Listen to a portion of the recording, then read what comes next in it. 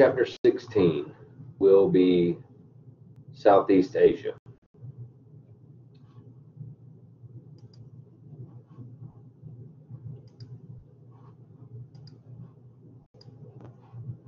So we're going to start out by watching a short video to give you a little insight to some of the culture,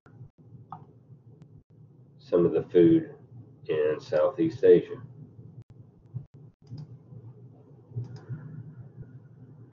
ASEAN is a region of diversity and of rich historical legacy. It's a collection of related but similar states. Southeast Asian cuisine exhibits ASEAN's cultural complexities. So join me in this video as we visit the food culture and culinary colonialism in Southeast Asia. Southeast Asian culinary complexities include rice as a central source of calories. Southeast Asia is primarily agricultural and rice is the dominant preferred cereal crop. It's also used for making noodles, rice flour, and rice wine. As a key staple, rice is valued far beyond its nutritional value. Rice agriculture is more than a subsistence system. Skilled technical practices become ritual acts. Rice is a soul that must be nurtured. The best known Southeast Asian rice is the long-grain indica variety known as the aromatic jasmine rice.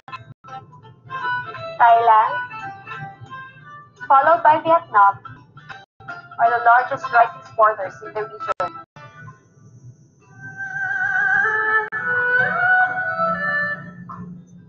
Accompanying most rice meals across Southeast Asia is a sauce or paste made from fermented fish or shellfish. The fish or shrimp are salted, dried, pounded, and packed. It is often an ingredient for fish or vegetables. Southeast Asians also eat mangoes with it.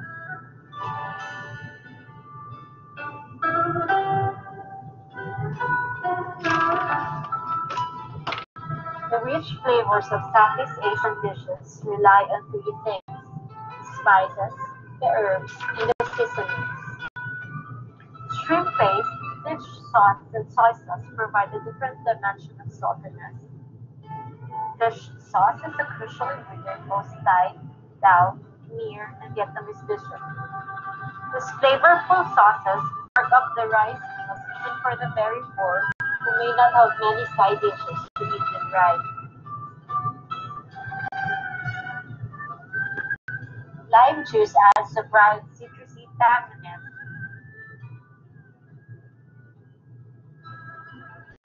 while tamarind juice or paste adds a tanginess quite unlike the flavors of citrus fruits. Vinegar not only adds acidity to dishes, it has many other uses in the kitchen as well. In the Southeast Asian kitchen, it's not uncommon to find varieties of vinegar. The pricier ones like rice vinegar are used for marinating and cooking, while the less expensive and often more pungent kinds are used for food preparation, such as rinsing fish prior to cooking. Vinegar infused with spices and aromatics are usually served for dipping cooked food. The most popular cooking methods in the region are stir frying, grilling, deep frying, and boiling. Southeast Asia is a diverse and fascinating cultural crossroads that forms both the geographic and culinary link between Asia and the Indian subcontinent. Traditional Southeast Asian recipes incorporate the organizing principles of Chinese cuisine and the complex flavors derived from Indian herbs and spices. Food can be sweet, sour, salty, spicy, and bitter in all the same time. Through modern influences, the area has also embraced certain aspects of colonial French cuisine, Portuguese, Dutch, British, Spanish, and American cooking.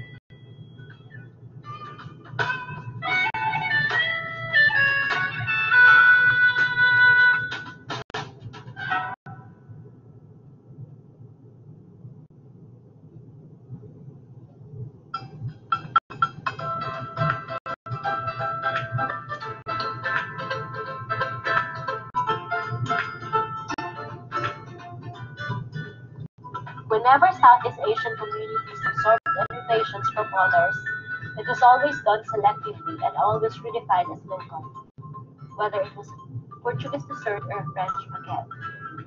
Southeast Asian communities were great borrowers, but what they were always grafted onto their own local traditions.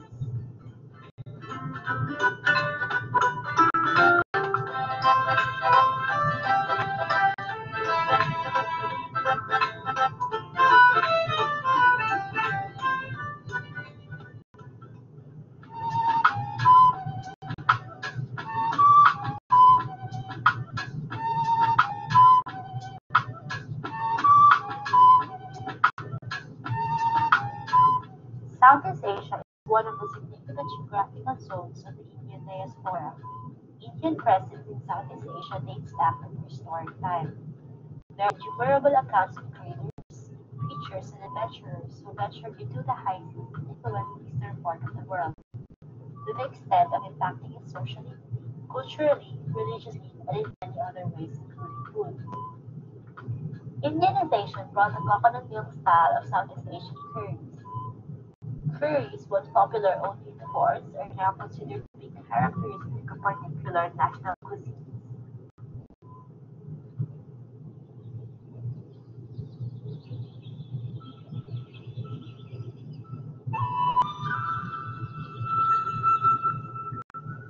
Relations between China and Southeast Asia go back over 2,000 years, which for most of the time was based on a sinocentric world order often referred to as a tributary system. From then on, the Chinese and Southeast Asian people learned to deal with each other, with the latter taking bits and pieces of the former's traditions and culture. To a larger extent, the Chinese immigrants settled in Southeast Asia, starting generations of Southeast Asians who adopted well-preserved Chinese cultures. Chinese influence on Southeast Asian cuisines is substantial. The Chinese impacted the dietary and culinary culture of Southeast Asia with the use of soy and chopsticks, among others. Noodles are likely Chinese imports, as are specific cooking techniques such as stir frying.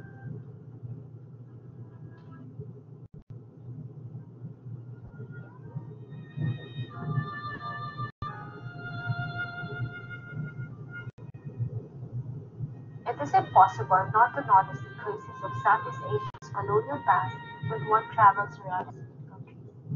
The Western influences found its way through the fabric of Southeast Asian societies and are deeply ingrained in their culture.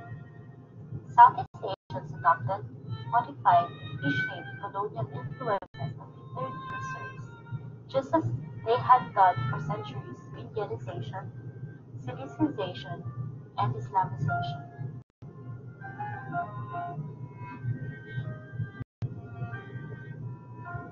Two prevailing powers dominated the mainland Southeast Asia during the colonial period. The British controlled Burma, most of the Malayan Peninsula including Singapore. The French captured Vietnam, Cambodia, and Laos, an area of Southeast Asia known as the French Indochina. Thailand, never colonized, is said to have succeeded in thwarting Western influence. The fall under the colonial rule came earlier for maritime Southeast Asia than for the mainland. Spanish expeditions claimed the Philippines from 1525, and the Dutch arrived in Indonesia in 1596.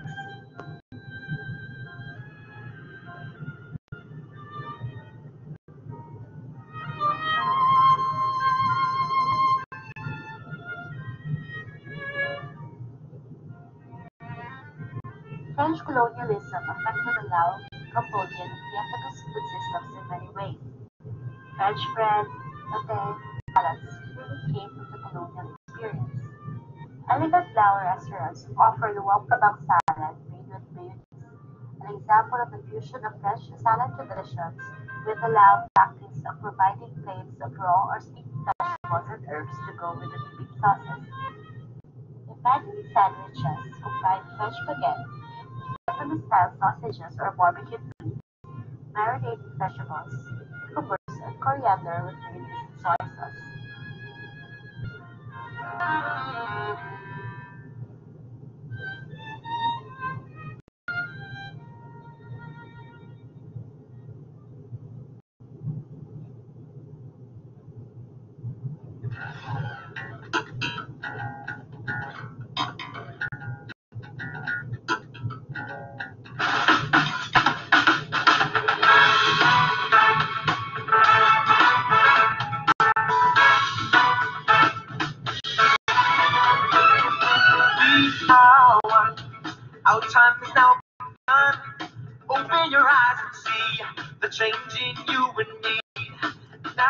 last one. If another son, keep the children safe, to hope their voices break. One nation, one vision, one people we can. Ignited, united, a brotherhood of man. One voice, one rhythm, in harmony we sing. Across generations, one family we stand.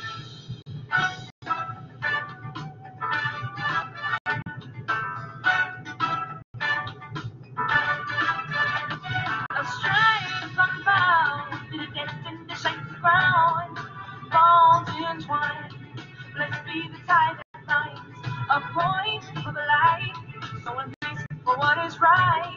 Like a brightest star, let the world see who we are. One nation, one vision, one people we care. Ignited, united, a brotherhood of men.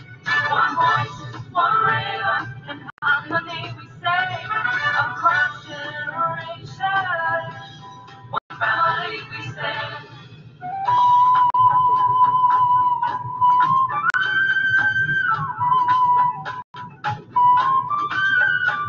One nation, one vision, oh yeah. Ignited, united, say yeah. One voice, one rhythm, come on, sing. One family, one nation, one vision, oh yeah. Ignited, united, say yeah. One voice, one rhythm, let's sing.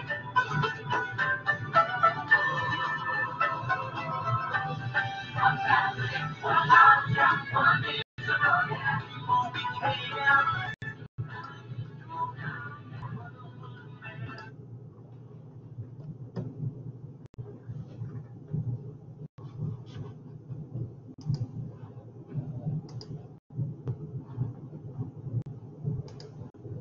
Okay. So hopefully that gave you a little bit of insight as to how diverse this cuisine is. And like the video discussed, the main reason being is because of all the different cultural influences that you have, from China to India to the French colonialism. So we're going to discuss all that in our PowerPoint. But to start off with, we're going to discuss a little bit of the geography of this region. So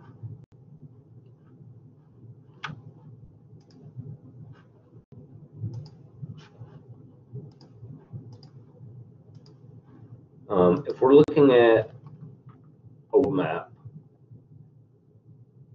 this region of Southeast Asia is going to be on the map right here below China. So this is going to include the countries of Malaysia, Laos, Thailand, Cambodia, Vietnam, Indonesia, and the Philippines. So this is going to encompass a pretty large area. So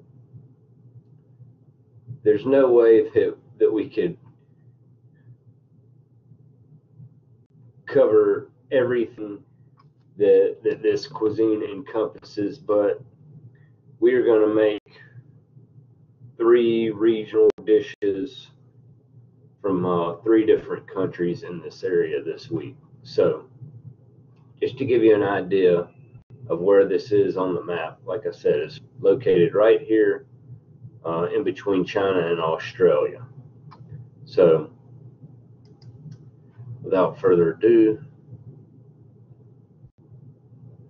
we are going to move on to our PowerPoint.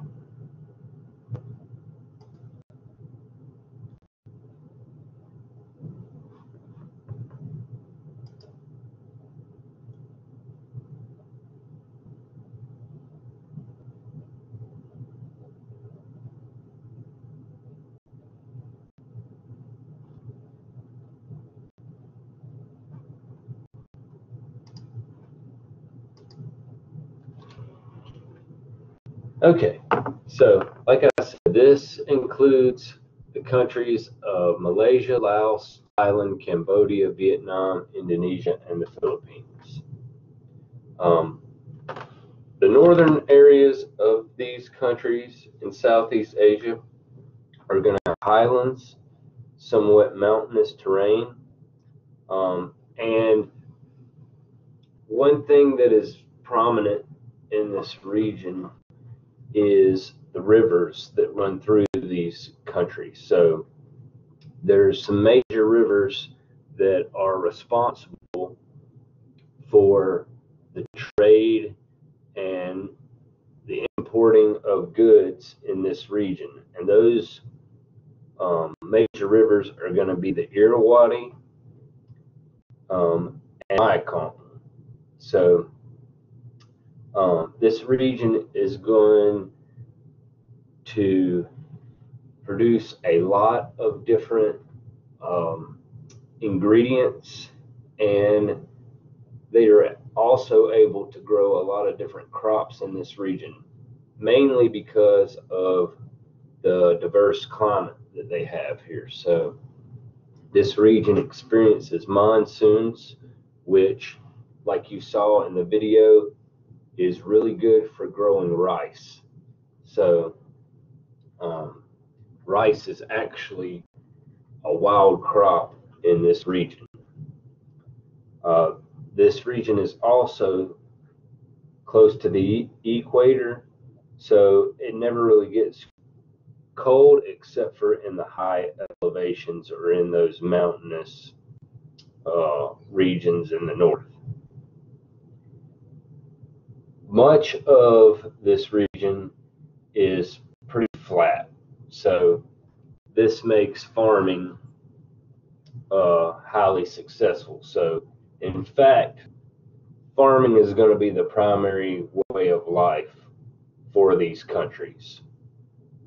So in addition to the rice crops, they grow a wide array of fruits and vegetables, tropical fruits such as mangoes, coconuts, papayas, durian fruit.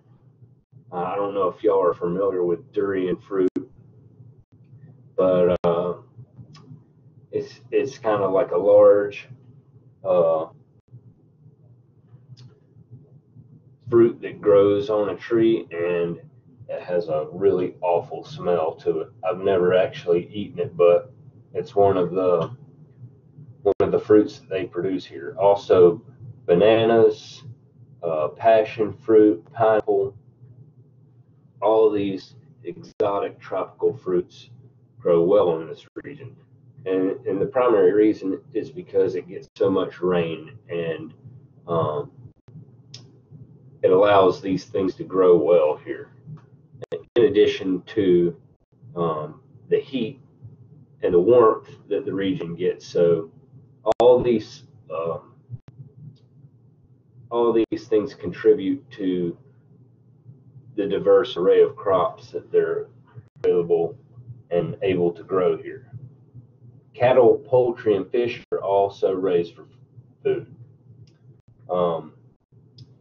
The sea surrounds this area as well, so fish and fishing is a big industry as well in this region.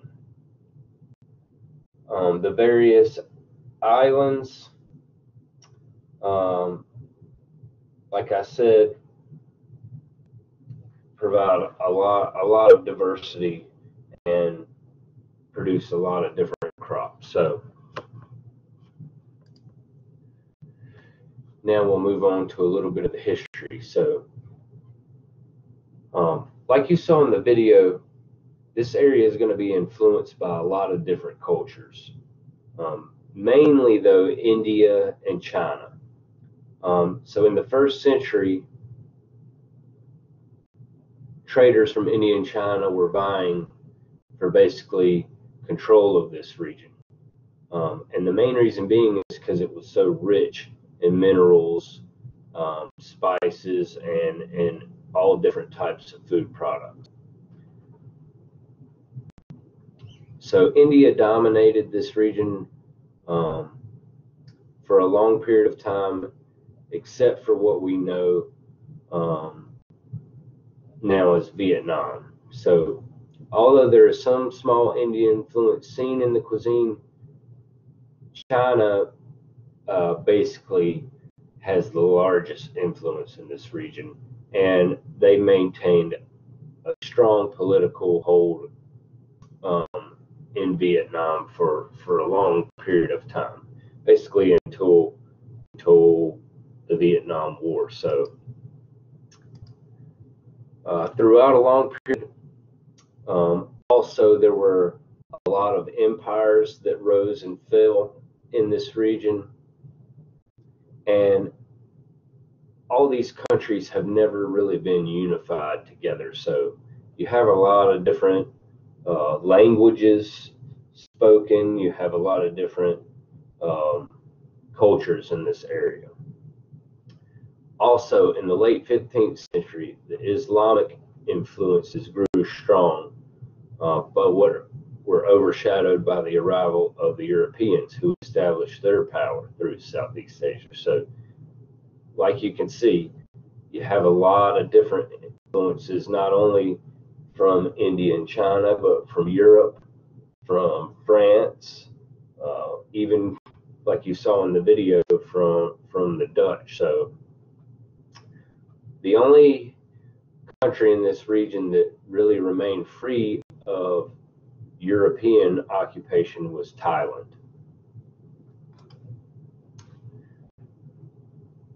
Southeast Asia became the scene of battles between Allied and Japanese forces during World War II. Since the war, of the countries of Southeast Asia have reemerged as independent nations, they have been plagued by political turmoil, weak economies, ethnic strife, social inequities, and although the situation for most Southeast Asians improved in the 80s and the 90s. So throughout the 1960s and the 70s, there were conflicts between communist and non-communist factions, especially Vietnam, Laos, and Cambodia. 1967, Indonesia, Malaysia, Philippines, Singapore, and Thailand created the Association of Southeast Asian Nations, which you saw in the video as well. So 1997, there was a monetary collapse in Thailand. This sparked economic crisis. The results were most severe in Indonesia, and they underwent some economic, political issues in the late 1990s. So religions, ethnicity, language are diverse throughout this region. There are dozens of religions, dozens of languages. In fact, I believe there's over 1,200 languages spoken in this region, and well over 600 million people that live in this region. So, like I said, dozens of religions: Buddhism, Confucianism, Hinduism, Islam, and even Roman Catholicism. So we will start with Malaysia. Malaysia has been influenced by Chinese, Indian, and Arabic roots. The language here is going to be Malay. The capital is Kuala Lumpur. The religion here is Islam. The majority of Malays are Muslim, and like it's not uncommon. Many of Malaysians consume rice, but in Malaysia, not a lot of Malaysians are going to consume pork or alcohol. And this goes back to their religion practices. So, and you'll see that throughout these countries, depending on the religion that they practice, will depend on whether or not they eat certain types of meats.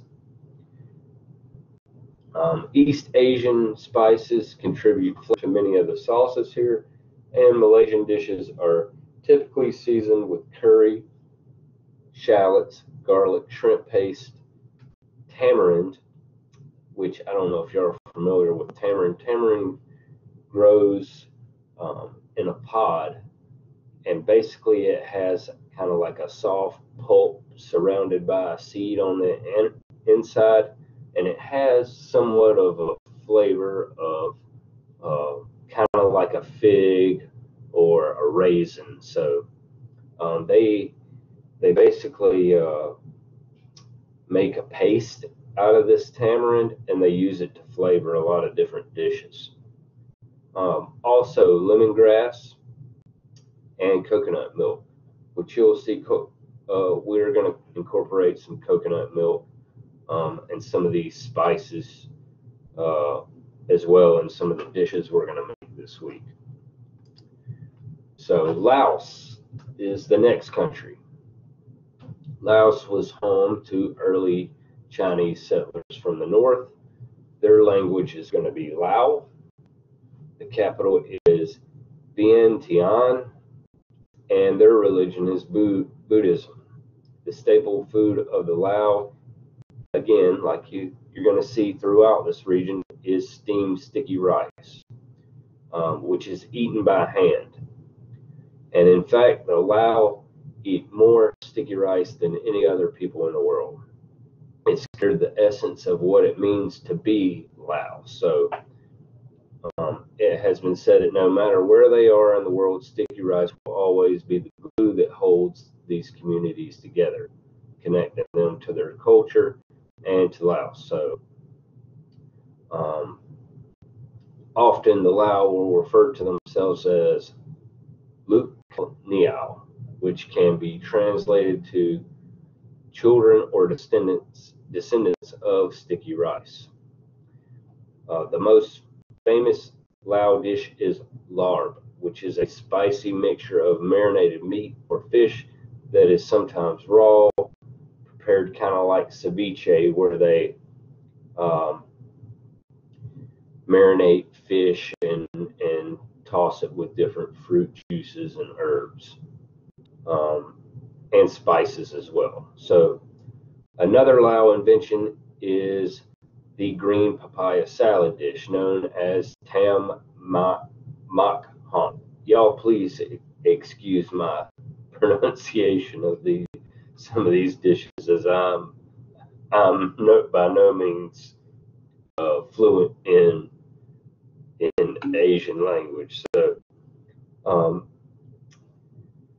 this is also known as somtam. So this actually is one of the dishes we are going to make this week in class. I, however, was not able to find green papayas, so we are going to substitute mangoes in ours, which is going to be very similar to the papaya, but it will give you a idea of the diverse flavors and the all the spices that go into just a simple dish such as a fruit salad like this. So cuisine has many regional variations, and this corresponds in part to the fresh local foods to each region. A French legacy is still evident in the capital city, where baguettes are sold on the street and French restaurants are common and popular, which were first introduced when Laos was a part of French Indochina. So I don't know if y'all were paying attention to the video, but another famous dish from Southeast Asia is the banh mi. And the banh mi is basically a sandwich that is built on a French baguette.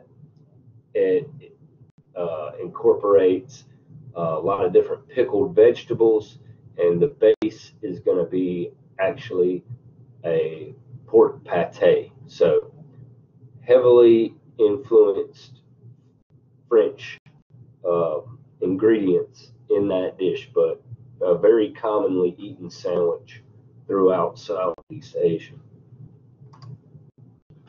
So the next country is Thailand, which is known as the Land of Miles. The language is Thai, the capital is Bangkok, and the religion is Buddhism here. The influence of neighboring Laos, the country we just discussed, are reflected strongly in the northeastern region of Thailand, with glutinous rice being the staple food, eaten both as a base for a meal and also as a dessert, steamed with coconut milk and black beans. Kanam Boang, which is a popular regional dish, is a thin, crispy egg omelet stuffed with shrimp and bean sprouts. So this is going to be the next dish that we are going to make. We're actually going to make a Vietnamese version known as Ban Zao, though.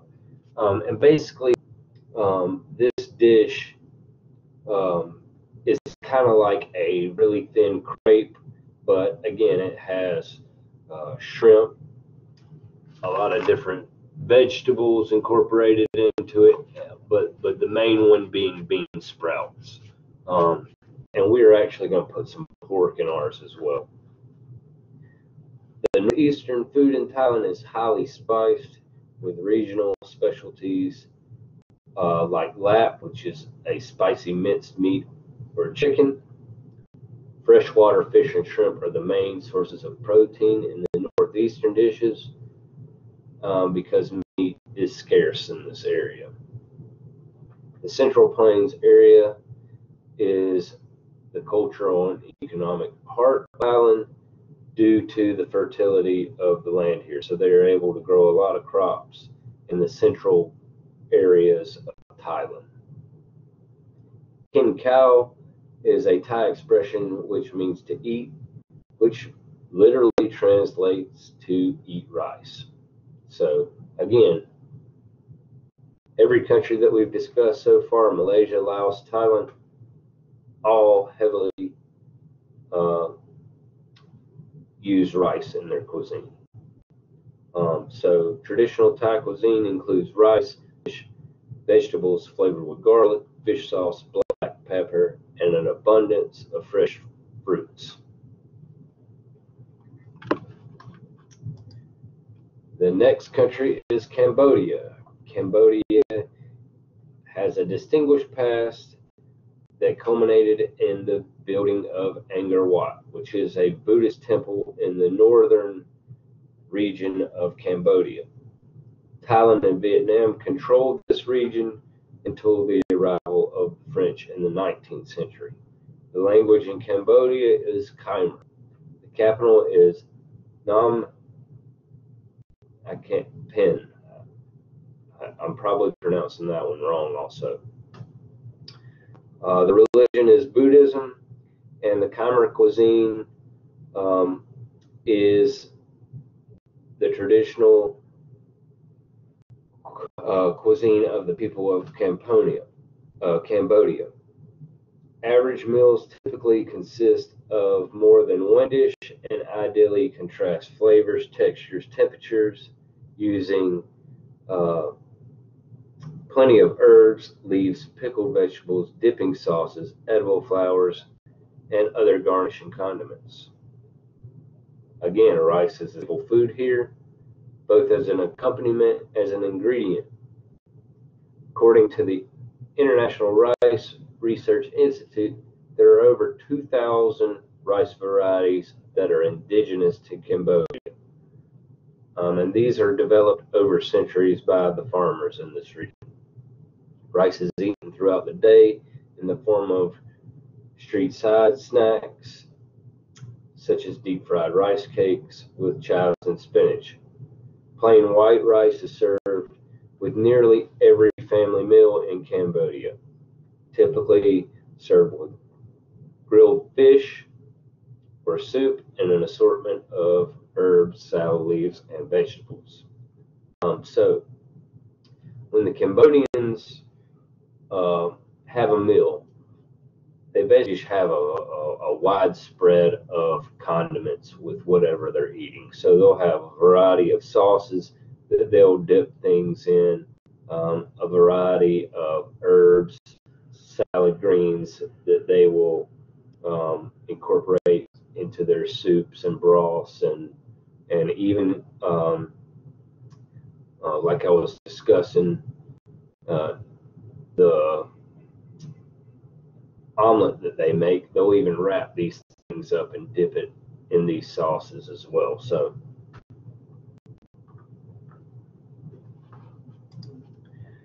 Vietnamese cuisine is the next one. So it can be divided into 3 regional varieties.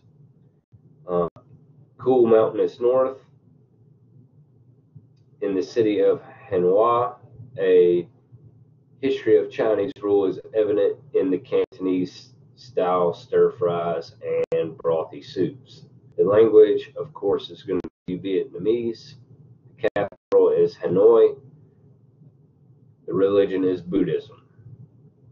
So in the south, including the city of Ho Chi Minh, formerly Saigon, tropical abundance is the rule. So seafood, pork, and numerous fruits and vegetables are found in bold and spicy dishes, including curries, which are very popular in Vietnam. And this is going to be an Indian influence.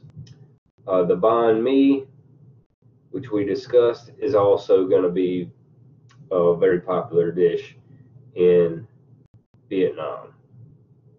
Also, strong sweet coffee is a influence from the French. Rau song is a table salad that includes herbs along with lettuces, cucumber, bean sprouts, and sometimes pickled vegetables. And this is pretty much served at every meal in Vietnam. Vietnamese cooking uses little fat or oil for frying, similar to Chinese cooking. Instead of using soy sauce for seasoning, fish sauce is used as the main flavoring in almost every dish. Vietnam is also famous for pho. I know it looks like pho or po when you look at the spelling, but it's actually pronounced pho. And this is a type of soup that includes noodles, beef, chicken, or pork are going to be the base of the broth in this dish. And this soup is then going to be garnished with, again, lots of fresh herbs, including basil, cilantro, bean sprouts, and many other seasonings. In Vietnam, they consume spring rolls, again, which are going to be an alternative to Chinese egg roll. Rice flour is also a crucial ingredient in Vietnamese cooking. The flour is the main ingredient of this crepe that we're going to make called the bánh xào. And basically the addition of rice flour in this crepe base or batter is going to make this crepe really crispy and give it a really crispy, nice texture. Fruits are an integral part of each meal: bananas, mangoes, papayas, oranges, coconuts, and pineapples. And Vietnamese coffee, which they sweeten with condensed milk, is very popular as well. So the next one, which is going to be Indonesia. This is the 4th most populous nation in the world. The population is 90% Muslim, with hundreds of tribes, subcultures, and languages. The language is Bahasa. The capital is Jakarta. The religion here is Islam. One of their most well-known dishes is satay, which is basically just grilled meat on a stick. So they will season it and grill it and then serve it with a spicy peanut sauce. So you may have heard of chicken satay,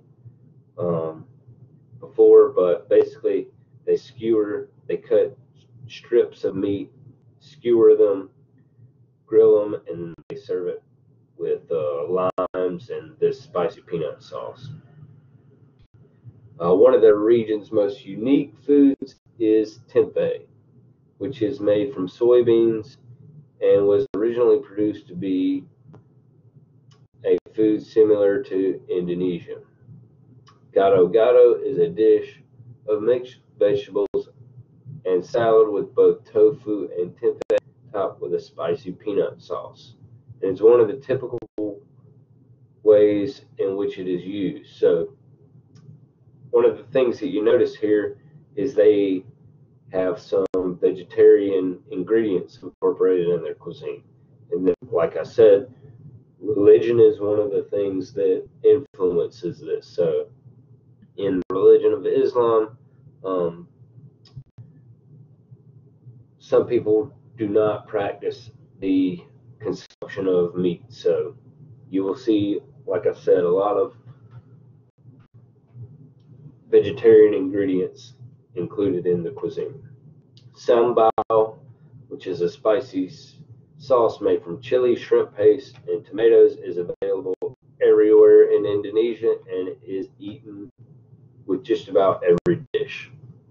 Sambal is a really good sauce if you've never tried it before. And you can get some different varieties if you go to different Asian markets. The last country we'll discuss is the Philippines. So the history of the Philippines is from 1521 to 1898, and also known as the Spanish colonial period. This was the period following the arrival of Magellan in the Philippines and during Spain financed expeditions to the Philippine Islands. It started with the arrival in 1521 of European explorer Ferdinand Magellan sailing for Spain, which heralded the period when the Philippines was a colony of the Spanish Empire and ended with the outbreak of the Philippine Revolution. The language in the Philippines is Filipino. The capital is Manila, and the religion here in the Philippines is Christianity. And the reason being for this is the Spanish influence. Filipino cuisine is composed of the cuisines of more than 100 distinct ethno-linguistic groups found throughout the Filipino archipelago. Dishes range from very simple meal of fried salted fish and rice to curry in the form of fish and chicken, complex paellas, which you saw a variation of that in the video earlier, and cozidos of Iberian origin. Popular dishes include lechon, which is a whole roasted suckling pig, or this whole roasted pig, which they spit roast over a fire. Longaniza, a Filipino sausage. Tapa, which is cured beef. Torta, which is the omelet. Adobo, chicken and pork braised in garlic vinegar, oil, and soy sauce, and cooked until dry. And you can read through the rest of these dishes. But one thing you see in the Philippines that you don't see a lot of in other parts of Southeast Asia is a lot of meat incorporated in their cuisine. And again, this goes back to religion influences. So the main religion in this region is Christianity, so they don't have those limitations on their diet. One dish that we are going to make this week is going to be from the Philippines, known as lumpia. We're going to make a fried variation of lumpia, and it's basically similar to a egg roll, but it's going to have a little bit of a thinner wrapper and fried crispy. Various food scholars have noted that Filipino cuisine is multifaceted and is the most representative in the culinary world for food where East meets West.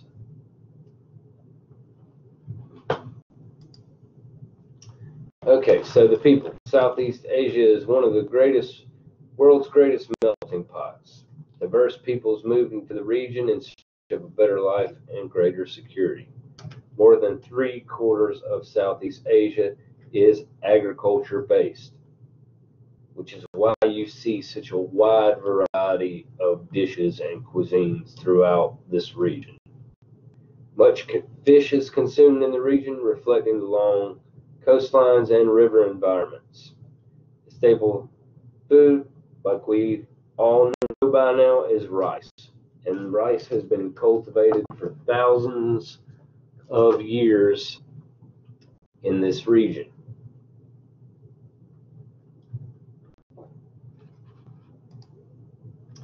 In Asia, there are different styles of eating food. In India and the Middle East, as well as Southeast Asia, people typically eat with their hands.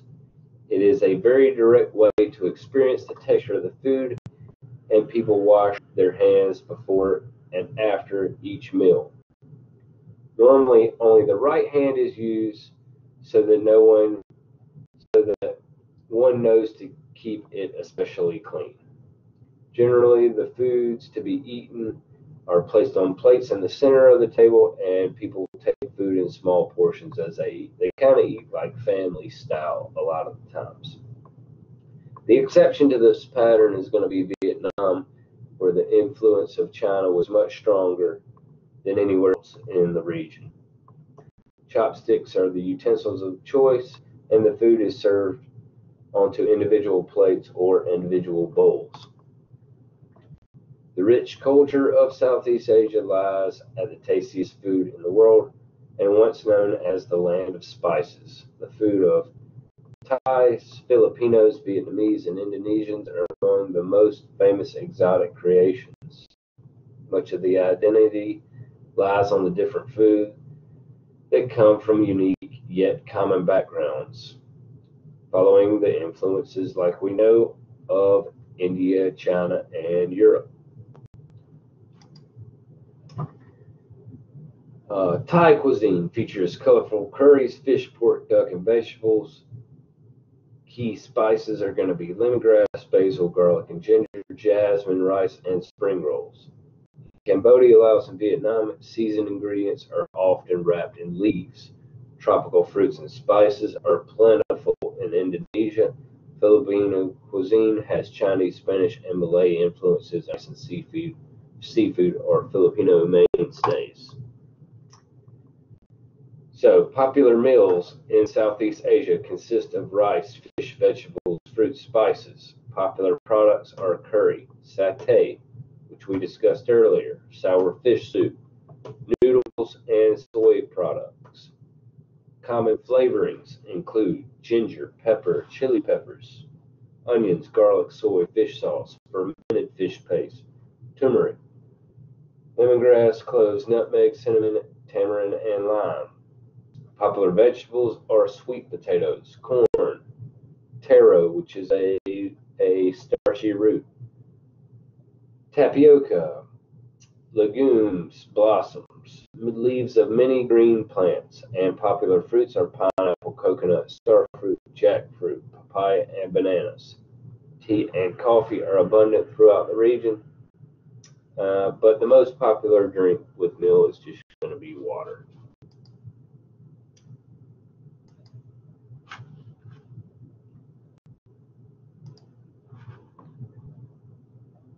So that is going to conclude our Southeast Asian lecture.